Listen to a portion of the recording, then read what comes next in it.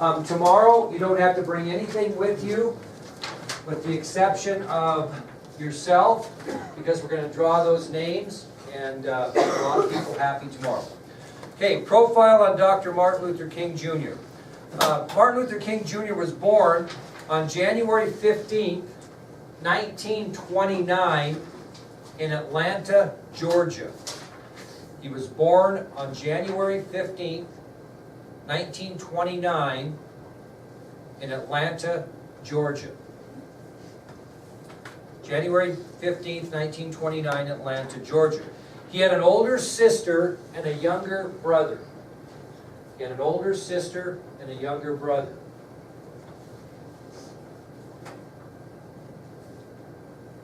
Now, both Dr. King's father and his grandfather were Baptist ministers.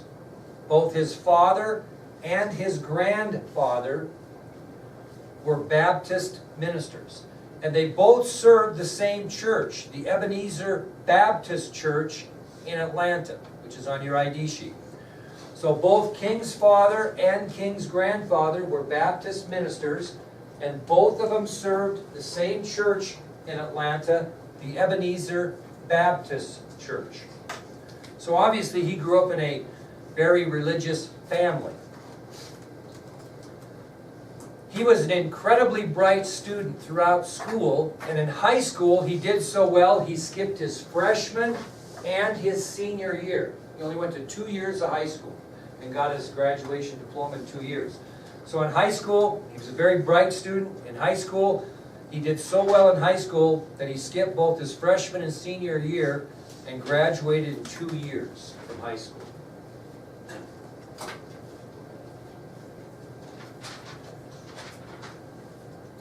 So at the age of 15, he entered Morehouse College in Atlanta. At the age of 15, and that's on your ID sheet. He entered Morehouse College in Atlanta.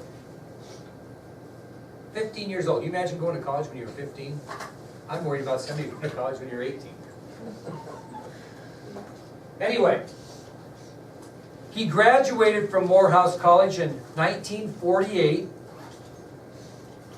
And he went and enrolled himself in the graduate program at Boston University. So he graduates from Morehouse College in 1948 and then enrolls in the graduate program at Boston University. So he's going to go to graduate school. Well, during the time he spent in graduate school, in 1953, he married Coretta Scott, and the couple eventually had 4 children. So during his time in graduate school in 1953, he married Coretta Scott, and the couple would go on to eventually have 4 children, 2 girls and 2 boys. Now you don't have to write these names down, but the firstborn was Yolanda. Second-born was Martin Luther King III. Third-born was Dexter, and fourth, Bernice. And the last child was born in 1963, so was 5 years old approximately when her father was assassinated. Well, in 1955, Dr. King earned his degree from Boston University in what? Theology. Very good. Theology. So in 1955, Dr. King earns his doctorate degree from Boston University in theology. Does anybody remember what he does at the age of 26 after that? We talked a little bit about it. What does he do? Anybody remember where he moves to? What? He goes and becomes a pastor at Dexter Avenue Baptist Church in Montgomery, Alabama. We kind of talked about that when we talked about civil rights during the Kennedy administration. So at the age of 26, he becomes pastor of the Dexter Avenue Baptist Church in Montgomery. And anybody remember what happened during his time at that church that basically pushed him into national spotlight of civil rights? What? Bus boycott. Remember Rosa Parks? who was a seamstress, got arrested because she refused to give up her seat to a white person on the bus. She was arrested, fined $14. Dr. Martin Luther King took up her cause, organized a great big bus boycott. They talked about it yesterday on the video we watched. And eventually, the bus company had to succumb to desegregating their buses. And he is basking in his glory when he gets on the bus and sits in a whites-only section. And that particular incident, as we talked about before, really gave him the national spotlight. He later went on to write several books. The most important book he wrote was a book entitled Stride Toward Freedom. Stride Toward Freedom. And here's a first edition, first copy I'll pass around for you to look at. Copyright 1958. This book's worth a little money. So you can look at that. That was the book. It's called Stride Toward Freedom. Well, what happened to him in September of 1958 was interesting. Not long after his book came out, what was he doing in Harlem, New York that would have to do with this book? He was having a book signing. Okay, he was having, I wish I had one of those. Get on eBay and see what a first edition, first printing Stride Toward Freedom book signed by Martin Luther King is worth. Thousands of dollars. Well, anyway, in September of 1958, he's doing a book signing in Harlem, New York, and a demented woman came up and stabbed him in the chest with a letter opener.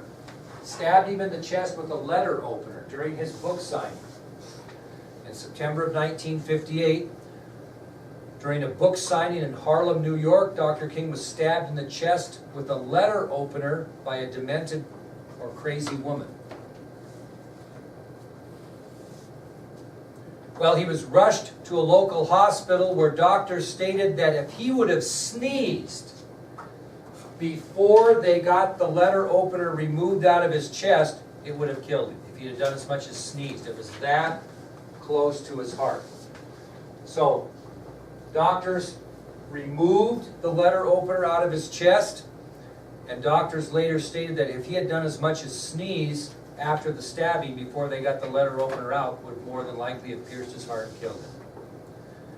Now, the ironic thing about this is the scar on his chest from the letter opener left a scar in the shape of a cross. So on his chest, where he was stabbed with that letter opener, after they pulled it out and fixed him up, left a scar in the shape of a cross.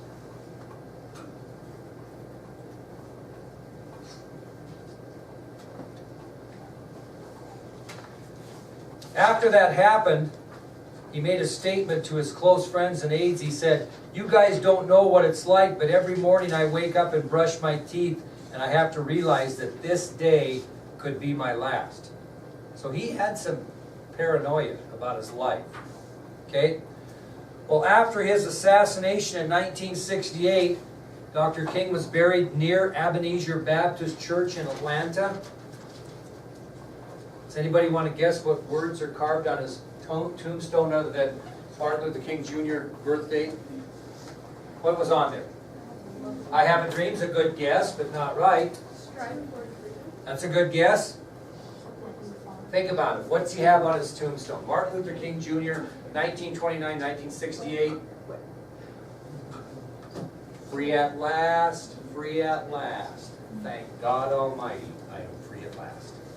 That's what's carved on near Ebenezer Baptist Church in Atlanta.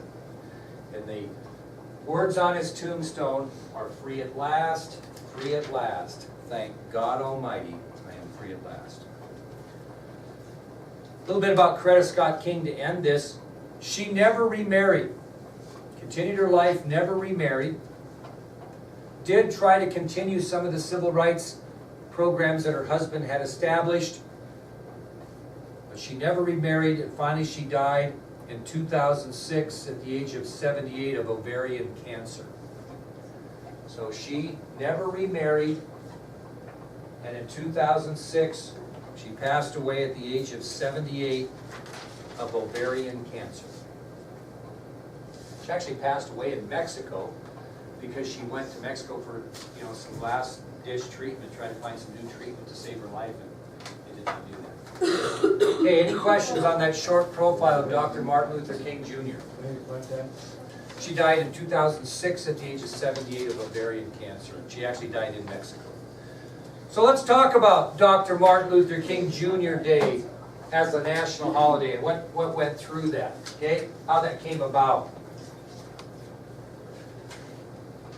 Who do you think urged that there be a national holiday in memory of Martin Luther King Jr.? Who first initially thought that'd be a good idea?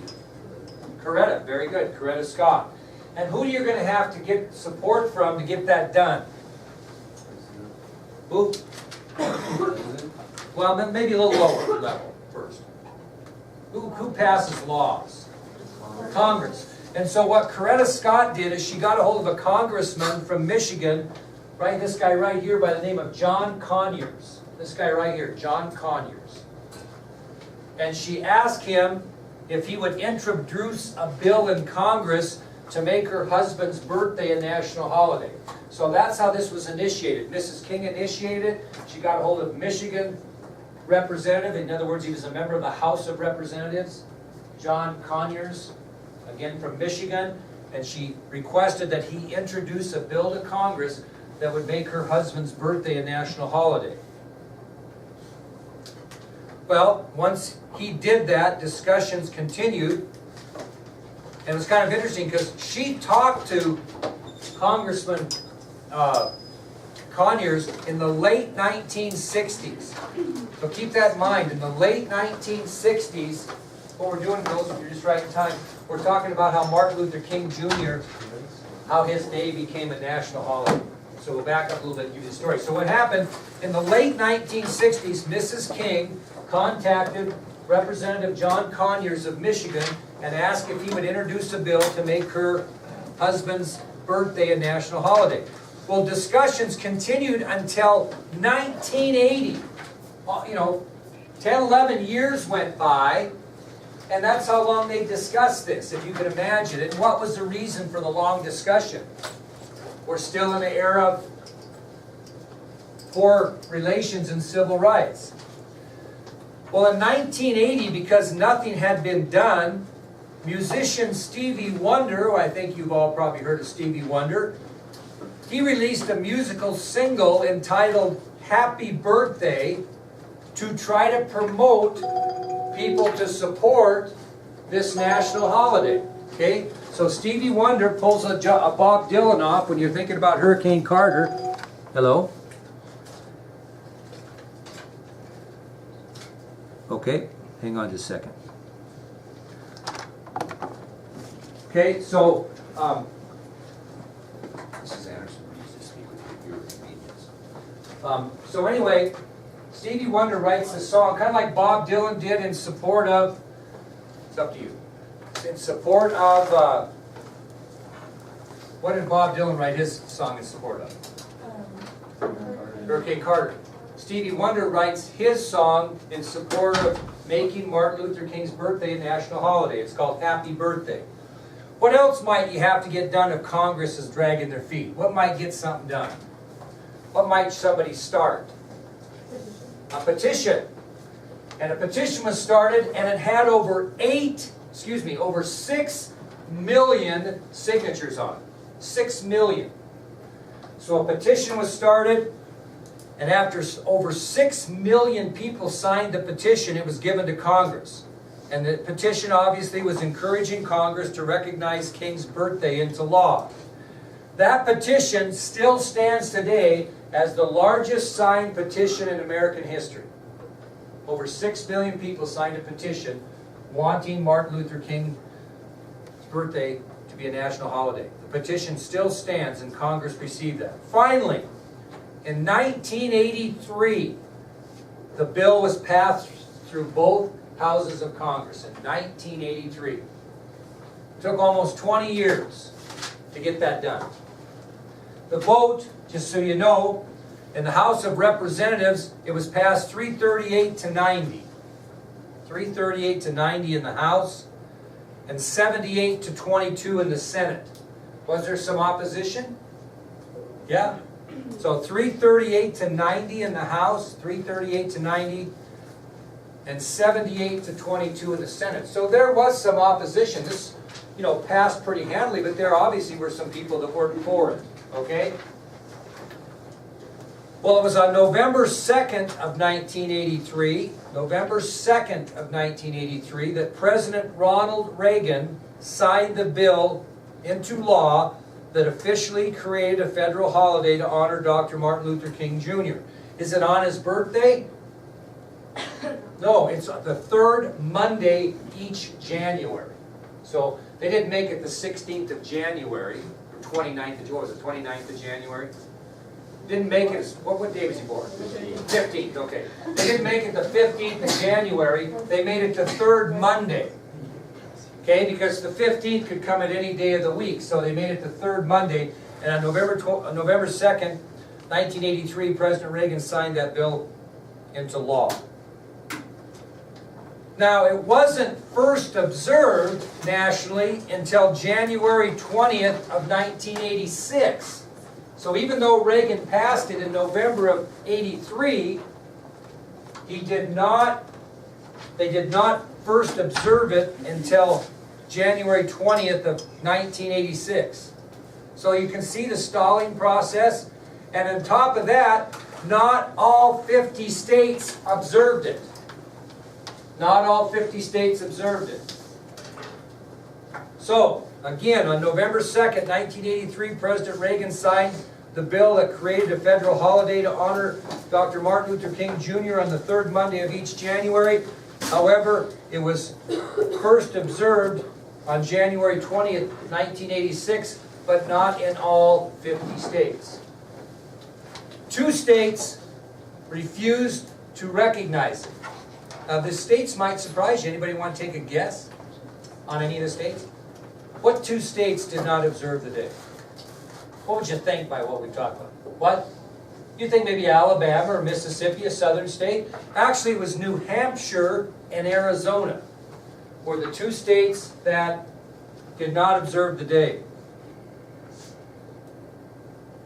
Why? That's a good question.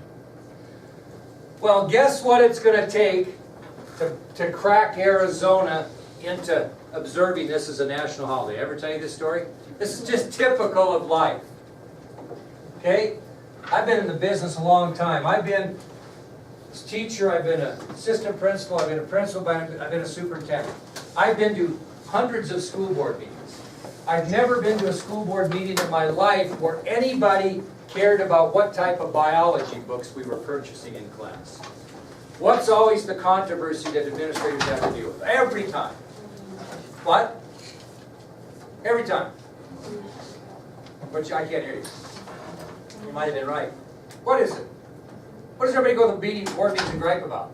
They gripe about me taking you to Washington, D.C.? Oh, what? People are always mad about what? Money. Well, maybe money, but sports! Come on! I've been in school districts where they recommend all the teachers in one big pile. We recommend all the teachers back. We recommend all the administrators. What happens when you come to coaches in these school districts? Every one I've ever been in.